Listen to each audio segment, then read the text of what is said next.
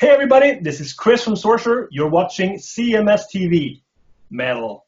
Just like Bubba the Love Sponge. Oh, yeah. Yeah, that's a good name, too. That just reminds you of some fucking guy in a dirty jerk booth just wiping the wall. Right? A jizz mopper. Yeah. A yellow mop or a yellow sponge that's all stained brown and has goo coming off it because there's jizz from 13 guys that jerked off in a row. In a row? In a row. Yeah. I don't know. I guess I never, for me personally, I mean, I know obviously it exists, but me personally, I can't even think of, you know what? I'm going to go in that seedy little building and go behind a curtain or in this little room and I'm going to jerk my dick.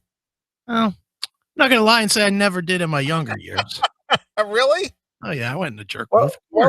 was tell me what the attraction was there, because it was just like, for me, being kind of a germaphobe as I am, it's just like the thought of going, hey, you know what? I'm going to go in there and I'm going to jizz on a glass thing to a girl who's doing some kind of lewd activities.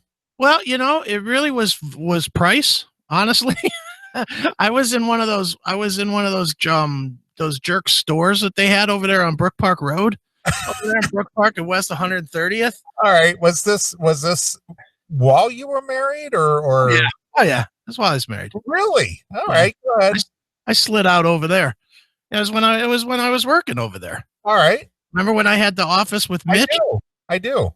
Yeah. When I had the office with Mitch, I was like, you know what? I'm going to stop in here and watch some porn. And because they had like 2 or 3 jerk booths and they had 2 or 3 like movie booths. It was like almost like a hood type of a deal.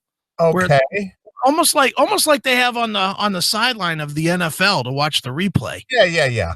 And you would go in that little booth and you'd kind of tuck your head in under this little hood thing and you could watch porn.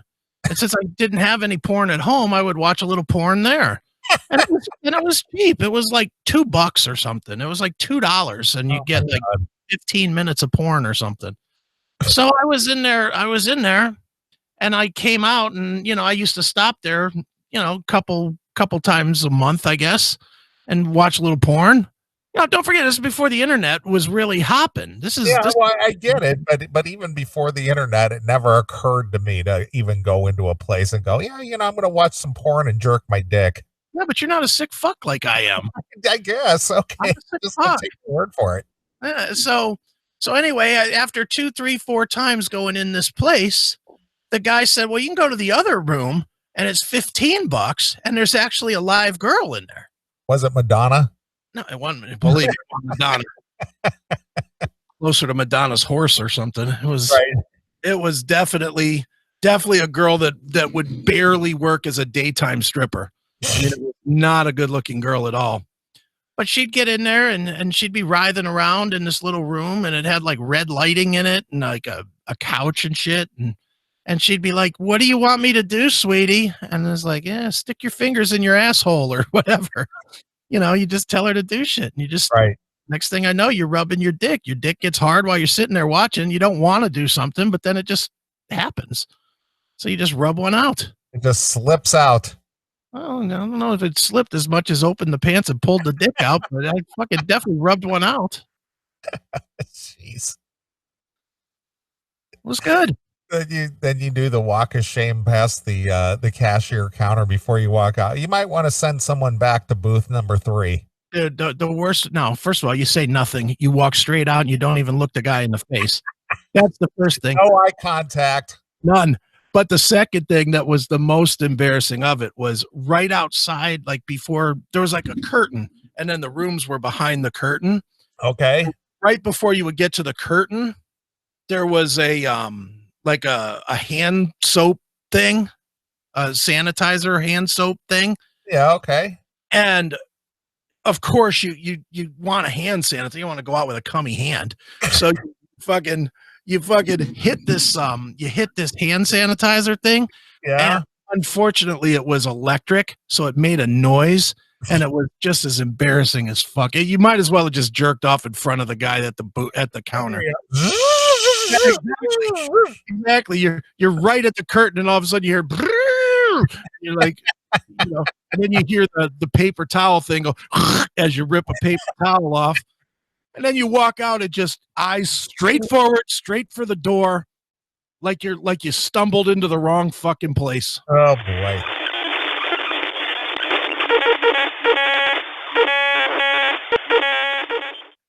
So what did he do? Fall on a rake? Went up his asshole or what?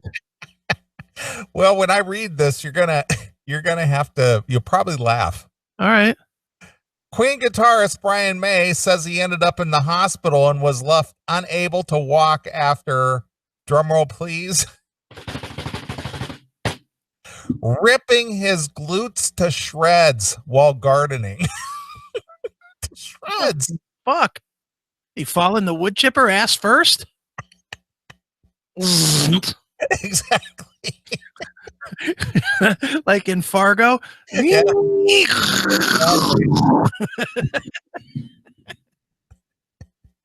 He went ass first into the wood chipper and ripped his glutes to shreds. There's a red mist on the snow. Yeah. The Star, 72, shared a picture of himself wearing a surgical mask alongside a video of him being pushed in a wheelchair by a nurse. Was he stomach first in the wheelchair? Ass up? On his knees, ass up? And it really wasn't a mask, it was a diaper? Exactly. He said he was grateful not to have come down with the coronavirus, but was in the hospital being scanned to find out exactly how much I've actually damaged myself. Oh my God. Writing on his Instagram yesterday, he said, reality check from me. No, the virus didn't get me yet, thank God. He said the accident happened earlier this week and has left him unable to walk or sleep without a lot of assistance. I think you can die with much more respect dying of COVID than as getting your ass chopped up in the wood chipper. The rock star urged his fans not to send sympathy. See, Tim James, this guy's a big guy, big rock star guy, and he's not looking for sympathy. No, not at all. Asking instead for some healing silence and a complete break. But he might, if he tries to get a hold of Gene Simmons on the next call, he might say, "It's Brian from England. I shredded my ass in a wood chipper. Ass transplant needed."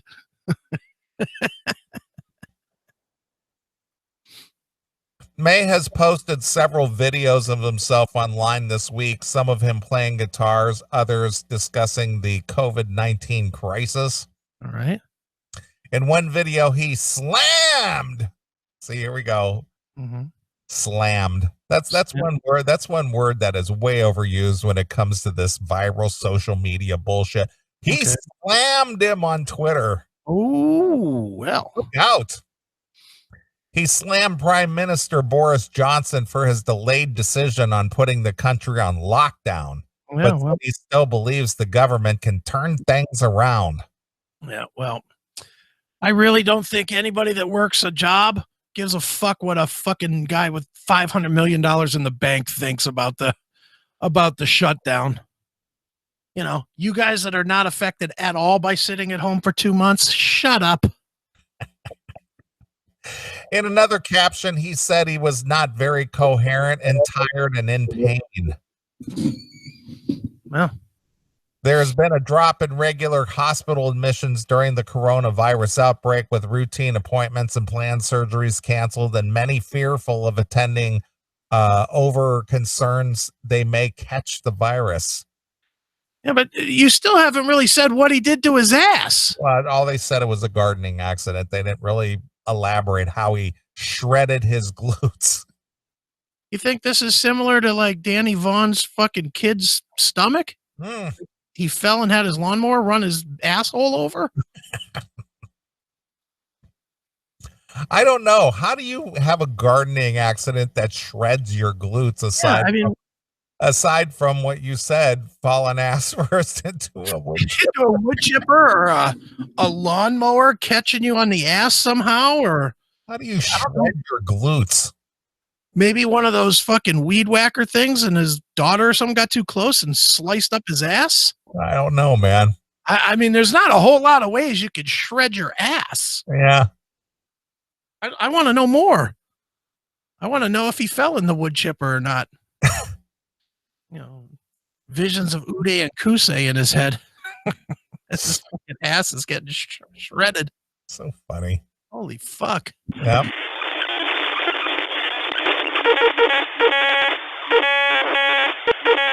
Well, I read a story this week that really got under my skin a little bit. Okay. I'll see if you have the same reaction. Somehow I think if it got under your skin, it's going to make me want to get my gun and shoot the screen, but go ahead. Well, you might want to go get the judge because it might be warranted that you have to shoot the screen. Well, then maybe I'll just leave it where it is because I'd like to keep this computer. Well, here we go. Somehow, some way, life choices, just like Dee Snider's daughter, Cheyenne, inconveniences them, and then somehow everyone else is to blame. You act like that's news. No, it's not news, but it's just a statement of fact. Okay. So during this coronavirus lockdown, the whole world is being affected by this. Would you agree? I can't believe you're saying that. I didn't notice any differences. No. Of course, everybody's fucked. Okay. So this coronavirus is affecting everyone. Everyone. Every person. It's not just certain people, not certain genders of people, not certain anything. It affects everyone. Anybody who lives on this planet is being affected by this coronavirus some way, somehow, in some shape or form. I would say that's accurate. Now, some, due to their physical abnormalities or their physical shape, or if they have a disease or high blood pressure or diabetes or are aged or have lung issues or whatever, they're affected a little bit harder should they contract this coronavirus. Is that a fair statement? I'd say yes. Is that limited to only certain ethnicities? No. Anybody that has those conditions is fucked. Exactly. Well, apparently the LGBTQ Americans believe that this coronavirus is unfairly targeting them. Okay. LGBTQ Americans are getting the coronavirus and they're losing their jobs. Because they're LGBT queer? Apparently so. Okay. The anti-gay bias is making it worse for them. Okay. Transgender singer and actress Ms., that's with 2 Z's, June. Oh, Ms. June. Never mind. Was coughing up blood and wheezing.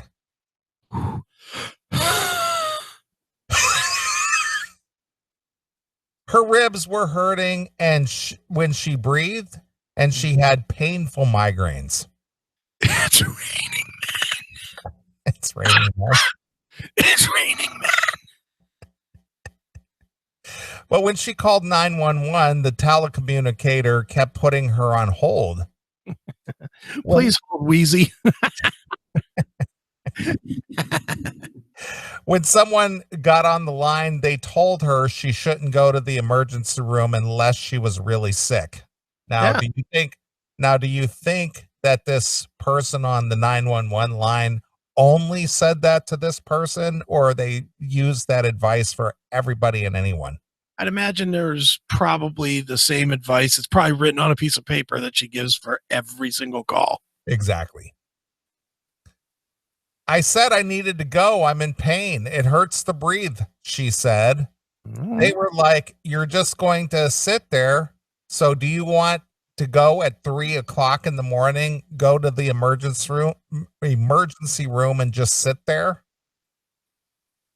That's what, wait a minute, who said that? Apparently the emergency call screener person said that. Okay. Ms. June pushed back. I can't breathe, she told them.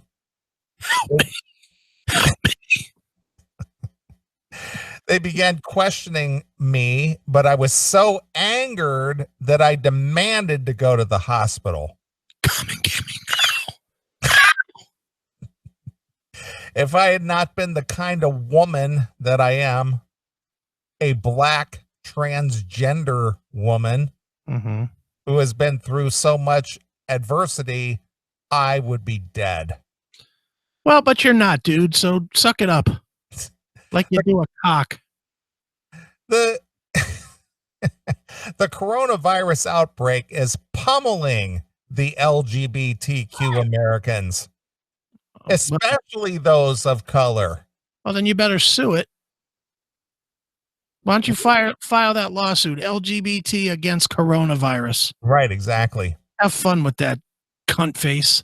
Jesus Christ, shut up.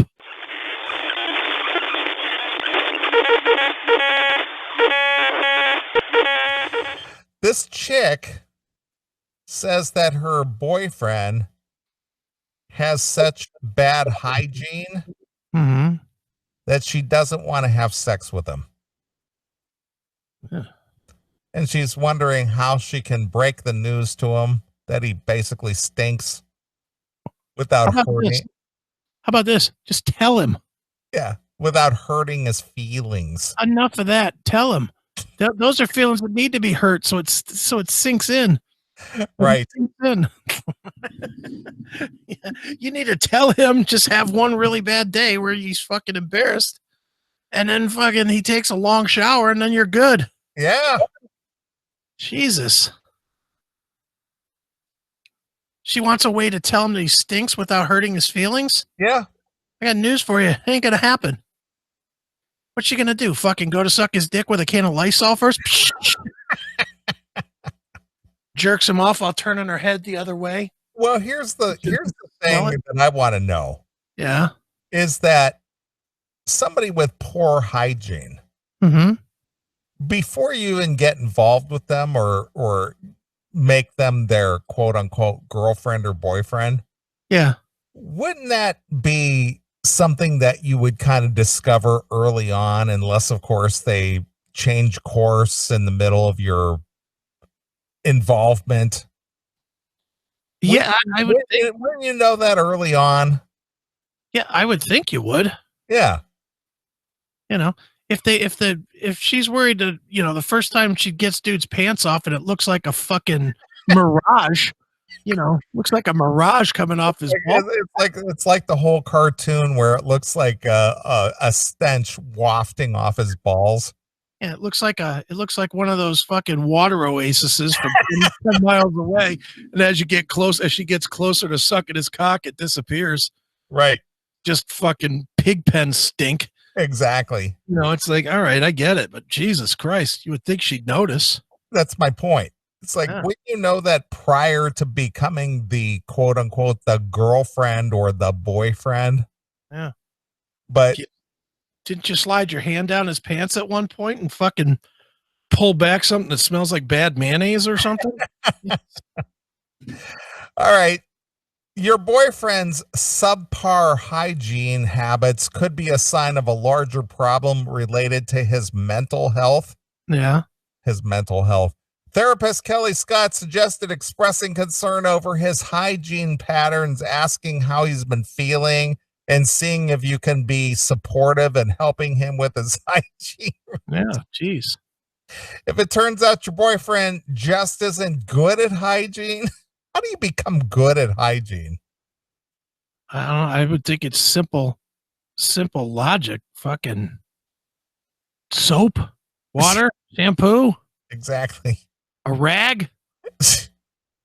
If it turns out your boyfriend just isn't good at hygiene and isn't open to hearing your perspective, it could be important information for you in terms of where your relationship is headed. Yeah. Again, how did you get into a relationship with somebody like this to begin with? No kidding. Chicks for the most part, at least in my experience, are fairly selective. Sometimes, yeah. fairly. I said, at least in my experience, I'm not saying all, but just in my personal experience, I can tell you chicks are pretty selective. Right. So why a chick would select a dude that obviously has some hygiene issues, I just don't think. How does somebody become successful with a chick and go, yeah, you know what, I only shower every like once a month? Must have a clean smelling wallet. That's all I That's what it is. It's just like, well, I could smell that green in your wallet. Yeah. Not you so much, but that wallet speaks volumes to me. That ass may smell like crotch, but but the wallet in the back smells very clean. Exactly. Clean and green. Right.